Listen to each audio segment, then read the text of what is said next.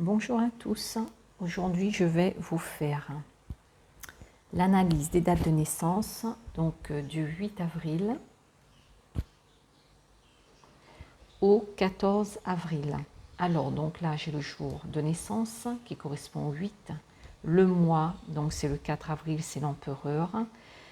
Donc j'additionne les deux, ça me donne le 12, le pendu. Alors ici ce que ça me dit c'est que les personnes qui sont nées le 8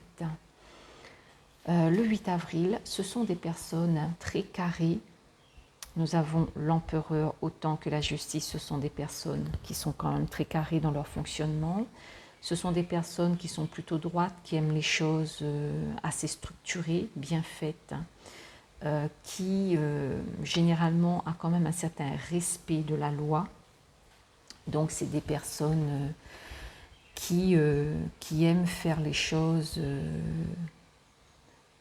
dans la droiture. C'est des personnes qui savent voir aussi très bien à travers les gens. Quelqu'un qui est fou, qui donne une fausse image d'elle, eh bien les gens qui sont nés le 8, généralement, voient de suite si la personne elle est sincère ou si elle est fausse.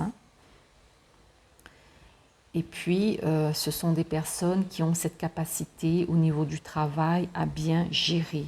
Vu qu'elles sont carrées, elles savent bien mesurer les choses, bien réfléchir, prendre de bonnes décisions. Donc là, nous sommes vraiment sur des personnes qui ont des capacités à être des chefs d'entreprise, par exemple. Bon, pour leurs proches, donc ce sont aussi des personnes qui sauront être assez présentes, qui peuvent avoir aussi un petit côté un peu froid, tout du moins elles peuvent paraître un peu froides et distantes par rapport à leur famille, à leurs proches. Mais voilà, mais dans l'ensemble, ce sont des personnes qui ont une structure et un fonctionnement stable. Nous avons ici avec le pendu, elles ont cette petite note d'énergie chez elles où elles savent aussi être donc à l'écoute des autres et à apporter leur soutien si besoin. Donc elles savent faire preuve aussi un petit peu d'abandon de soi, de lâcher prise. Le côté, je dirais, un peu négatif, c'est que par rapport à leurs proches, ces personnes, elles peuvent se sentir dans l'obligation de faire les choses, d'être un petit peu bloquées par rapport à leur famille et à leurs proches. Il y a cette notion-là avec le pendu.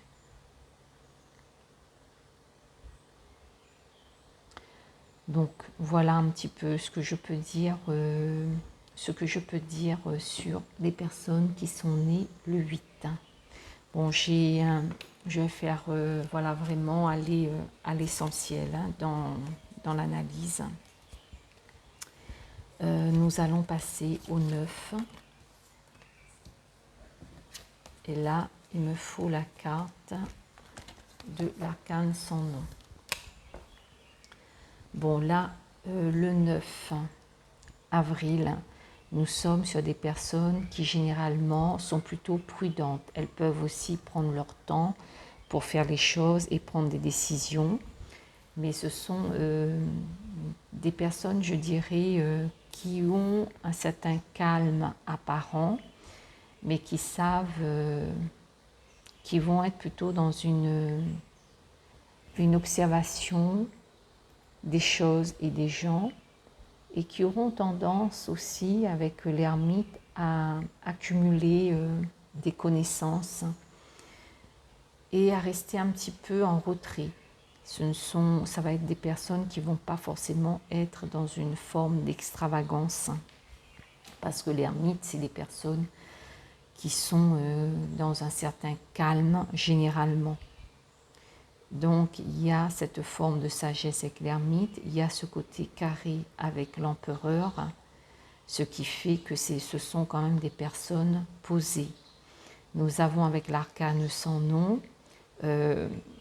qui va apporter cette notion de transformation, de changer les choses, c'est-à-dire que cette personne, si dans sa situation, par exemple de couple ou de travail, ne se sent pas bien, elle va mal le vivre. Donc, elle va être dans cette démarche de couper complètement pour pouvoir aller vers autre chose, pour rester dans son bien-être. Là, nous avons vraiment cette notion que cette personne, elle a la capacité en elle de couper avec certains fonctionnements, avec certaines situations, pour renouveler complètement les choses autrement dans sa vie. Alors, je dirais aussi par rapport à ses proches, bon, c'est une personne qui sera dans une certaine tempérance et dans un certain calme. Donc c'est une personne qui restera quand même paisible et agréable à vivre. Ce ne sera pas une personne colérique. Elle ne portera pas ces vibrations-là en elle. Bon là évidemment je suis que sur le jour, le mois de naissance. Avec l'année de naissance, elle peut aussi avoir une notion colérique. Ça va dépendre en quelle année elle est née. Hein. Mais là, dans l'ensemble, c'est ce qui ressort pour ces personnes-là. Alors, je passe à la carte suivante. Vous avez d'autres vidéos si vous voulez approfondir un petit peu plus, parce que j'ai des vidéos où j'ai des explications qui sont un petit peu plus longues. Voilà, 10. Et nous avons ici, je dois mettre la tempérance, donc le 14. Alors donc, ici, nous sommes, ah oui, alors là, nous sommes sur une énergie totalement différente. Nous avons avec la roue de fortune et la tempérance, ça va être des personnes qui vont aimer bouger. Là, nous sommes sur des individus qui n'aiment pas rester statiques sans rien faire. Ce sont des gens qui vont aimer conduire, qui vont aimer voyager, qui ont besoin d'être au contact du monde. Ce ne sont pas des personnes qui vont, par exemple, aimer être retirés du monde dans un monastère ou au fin fond de la campagne sans aucun voisin, par exemple. Parce que là, nous sommes sur des personnes qui aiment être au contact des autres, qui aiment bouger, voyager, qui aiment être entourés. Je peux dire que là, nous sommes sur des gens qui sont plutôt bons vivants. Donc, il y a le côté empereur, ce côté stabilité qui apporte, je dirais, une certaine stabilité aux gens qui sont nés le 10, qui freine un petit peu ces gens-là dans leur bougeotte, dans cette envie toujours de bouger, de courir de partout. L'empereur apporte en tout cas une forme de stabilité. Par exemple, si j'avais le 6 ici, donc la carte de l'amoureux, qui est la carte du choix, avec la roue de fortune, ça renverrait à une certaine instabilité. Parce que la personne est toujours en mouvement et elle est toujours dans des choix et dans des hésitations. Mais là, avec l'empereur et sa stabilité, ça va tempérer un peu la personne qui est née le 10, qui aime bouger, qui aime courir de partout. Okay ? Bon, après, on va dire, en tant que chef d'entreprise, si la personne est chef d'entreprise, c'est une personne, comme elle est active, comme elle est dans le mouvement, elle aime bouger, et comme elle est structurée avec cette énergie de l'empereur, donc son entreprise reste dans une énergie dynamique. Bon, donc voilà un petit peu en gros ce que je peux dire sur ceux qui sont nés le 10. Hein. Donc là, nous sommes sur des énergies de mouvement, d'amusement et de contact avec le monde extérieur. Bon, c'est vrai que je vous fais un petit peu plus courte maintenant les vidéos parce qu'après ça fait long et même pour moi quand je vais plus loin dans les explications, ça fait un peu long pour moi. Donc je vais un petit peu plus à l'essentiel. Donc là, nous sommes sur le 11 et ici, il me manque une carte.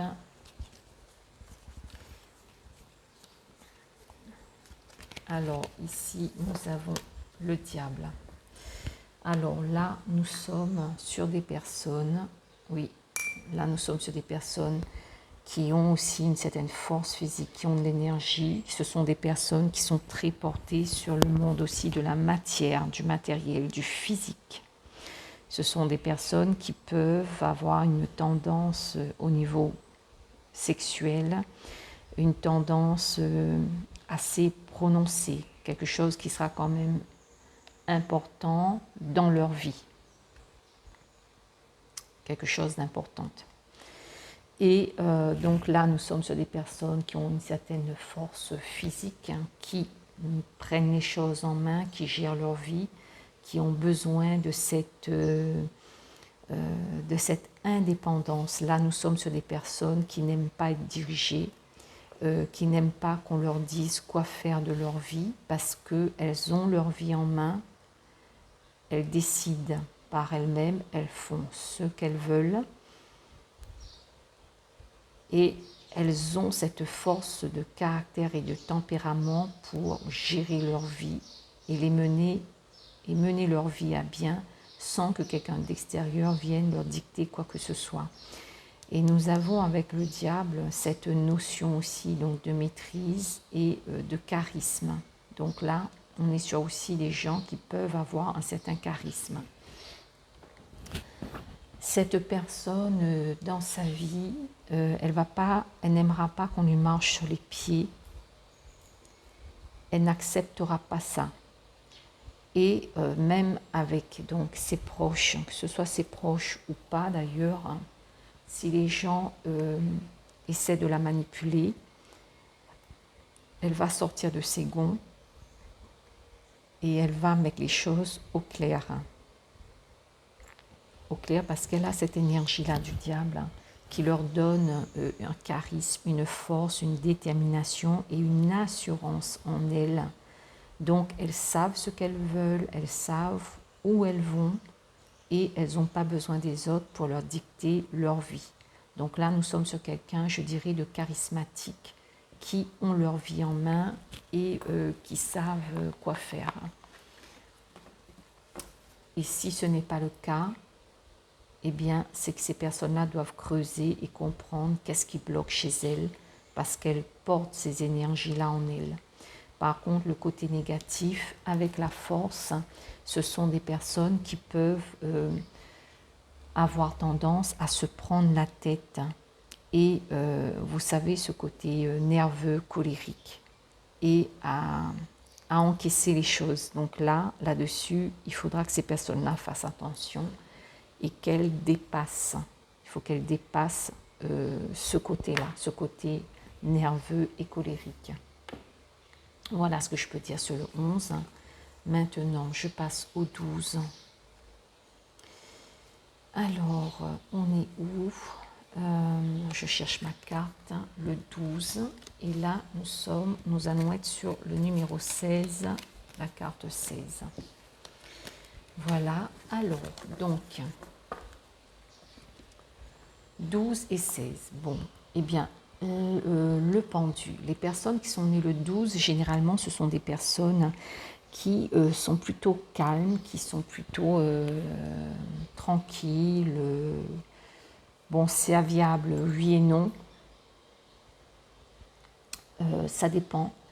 Mais ce sont des personnes qui ont tendance à se sacrifier pour les autres, même à trop se sacrifier.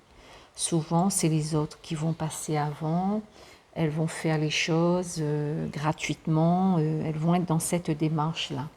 Nous avons l'empereur qui va ici tempérer un peu quand même avec ça, parce que comme l'empereur, c'est quelqu'un qui a un certain, là aussi un certain charisme, une certaine droiture, c'est quelqu'un qui sait ce qu'il veut, il a cette stabilité, cette force intérieure et morale qui fait que ça va quand même tempérer avec l'énergie du pendu qui aura tendance à être trop dans la douceur, trop dans le calme. Donc,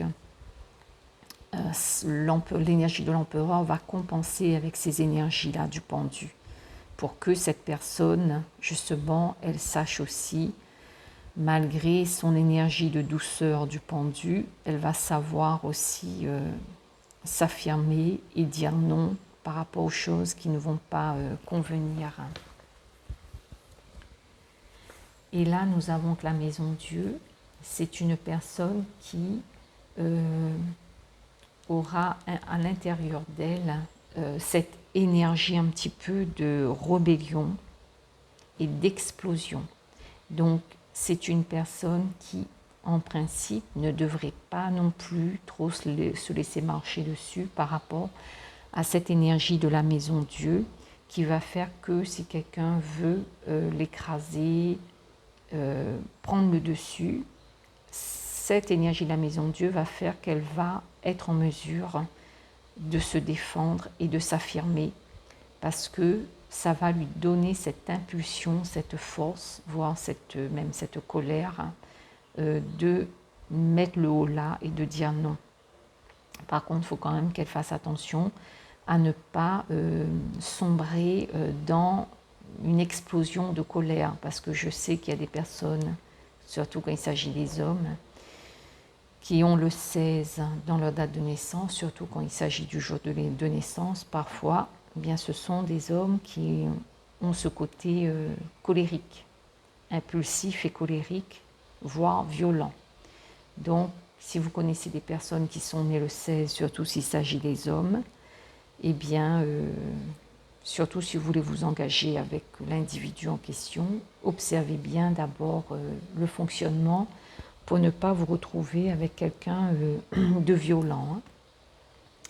Donc voilà, et donc cette énergie de la maison Dieu va faire que cette personne, elle va savoir dire non et se faire respecter sans se laisser marcher dessus.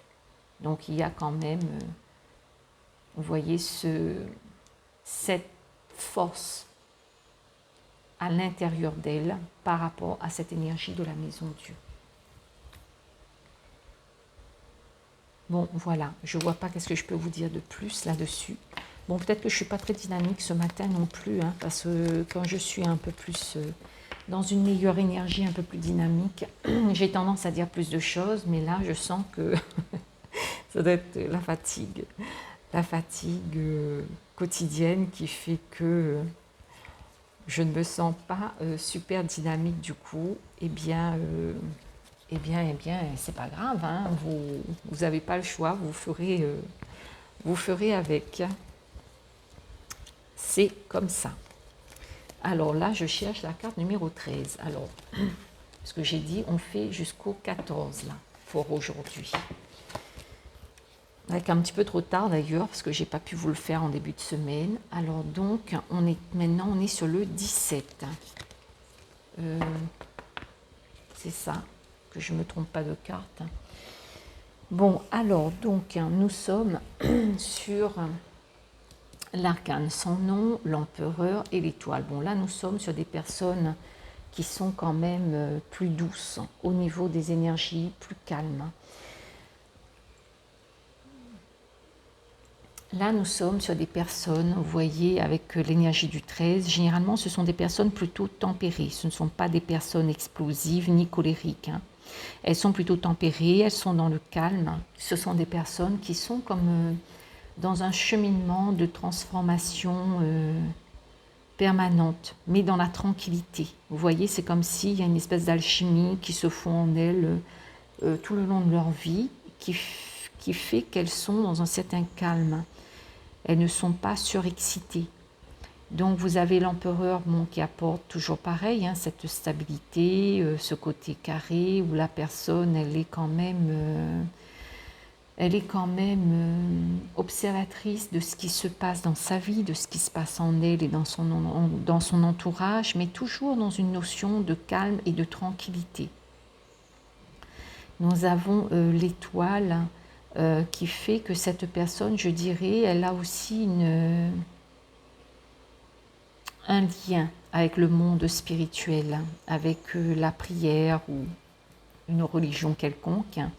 mais il y a aussi cette notion de spiritualité qui ressort chez les personnes qui sont nées donc, le 13 avril à travers cette énergie de l'étoile. Donc ce sont des personnes qui sont, vous voyez, dans un certain apaisement et dans une certaine tranquillité. Elles cheminent tranquillement, elles transforment leur vie, elles changent ce qui a à changer quand il le faut, mais toujours dans une certaine douceur et dans une certaine tranquillité. Ça ne se fait pas dans de l'impulsion, dans de la colère, mais c'est vraiment toujours dans une notion d'énergie, de calme. Donc, bon, voilà un petit peu en gros ce que je peux dire là-dessus. Donc, une personne plutôt tranquille, plutôt posée, peut-être un petit peu aussi dans les étoiles, la personne qui va rêvasser un peu. La personne, elle peut être aussi créative. Hein. Ça peut être quelqu'un aussi qui est artiste, hein, qui aime créer, que ce soit peintre ou culture ou autre. Hein. Mais il y a vraiment cette notion de tranquillité, de transformation et de créativité ici avec le 13, les natifs du 13 avril. Donc voilà ce que je peux dire sur le 13 et nous finissons avec le 14. La tempérance. Et là nous sommes sur le 18. Alors donc, là nous sommes sur des personnes, oui, pacifistes, des personnes qui